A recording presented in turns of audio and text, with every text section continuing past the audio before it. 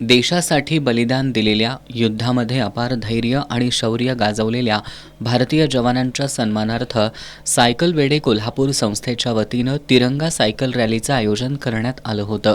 स्वातंत्र्याच्या 79व्या वर्धापन दिनानिमित्त आयोजित या रॅलीमध्ये 79 किलोमीटरचा प्रवास करत देशभक्तीचा आणि पर्यावरणपूरकतेचा संदेश देण्यात आला.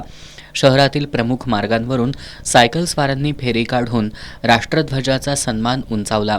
या रॅलीमध्ये संस्थेचे अध्यक्ष राम कारंडे, उपाध्यक्ष पांडुरंग माळी, जयदीप पाटील, अक्षय माळी, भीमराव सुतार, राजकुमार येतवडेकर, दिनकर पोवार, अनिल चिले, सुनील येतवडेकर, राहुल मसोटे, अंकुश पाटील आणि डॉक्टर कृष्णा चौगुले यांनी सहभाग घेतला. या उपक्रमादरम्यान पोलीस मित्र संघटनेच्या वतीनं भारतीय जवानांच्या हस्ते सर्व सायकलस्वारांचा विशेष सन्मान करण्यात आला. देशभक्ती आणि पर्यावरणपूरकतेचा मिलाफ साधणारा हा उपक्रम नागरिकांचं लक्ष वेधून गेला. या रॅलीद्वारे केवळ स्वातंत्र्याचा उत्सवच नव्हे तर समाजात सकारात्मक बदल घडवण्याचा संदेशही दिला गेला.